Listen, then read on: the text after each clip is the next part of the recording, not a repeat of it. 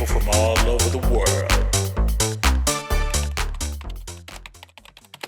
Hiya, we're Test Press. I'm Fraser. I'm Dan. And we're from Aberdeen.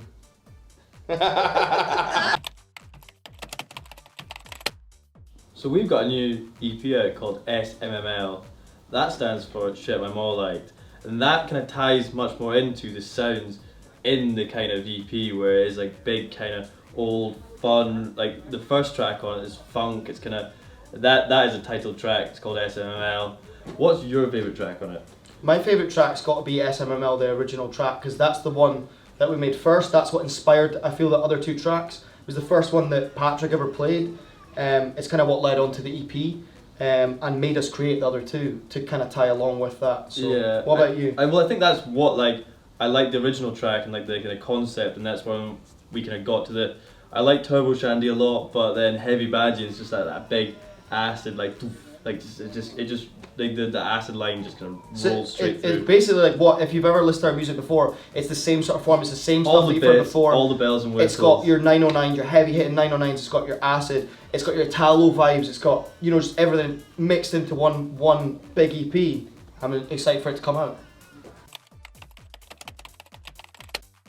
Right, so personally growing up in my house, it was like Stone Roses, Travis, James. That was kind of what my mum was listening to as I was growing up. And as I got a little bit older, I started to like rap music a lot more. It was like 50 Cent, and then you had like your Juicy J, Waka Flocka, Chief Keef trap stuff, and then eventually dance music came into it as I got older and started partying a lot more. What about you, Dan?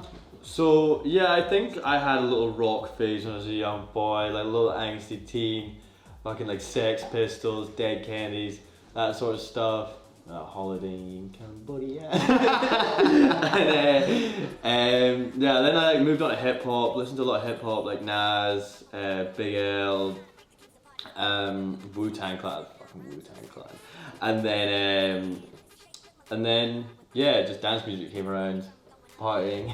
That's how we met. It was like I feel like partying, dance music. It's kind of like that's how it brought us together. And now it's like it's cool that we make music together. Yeah. And we both like have the same sort of inspiration, even though we've both grew up listening to sort of different things. It's kind of we came together with the dance music, which is kind of cool. I think like that's especially because we both started making music together. Like it allowed us to find similar artists that we liked. Like we both liked. You know what I mean? Especially the rap stuff. I feel like if you listen to a lot of our SoundCloud era type stuff from like the past couple of years, a lot of the tracks kind of include like rap vocals or even parts of like trap beats that we've kind of cut out and like edited and things like that, and even to this day we're still kind of like inspired a lot by the rap stuff, as much as this EP doesn't include it too much, because I feel like this EP is a more refined sound of what we have.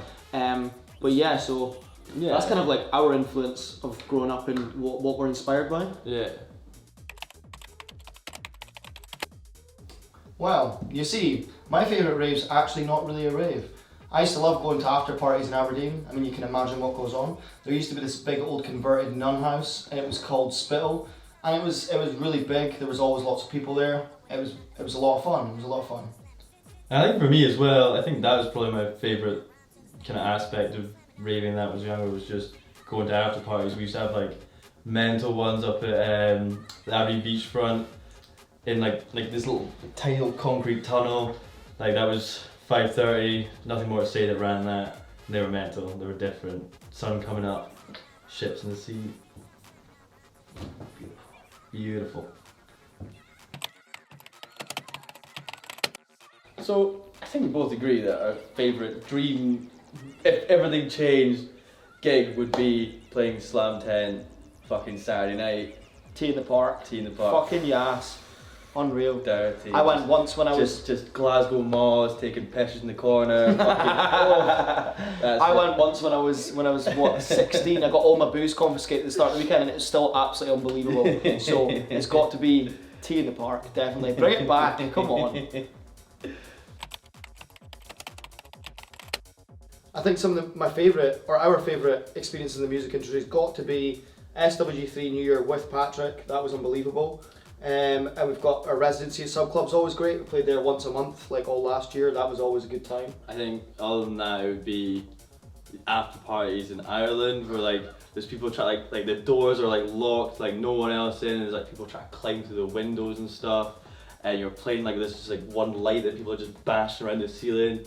Yeah, that was actually very good fun. I didn't feel good in the flight back. Yeah, the flight back was. Yeah.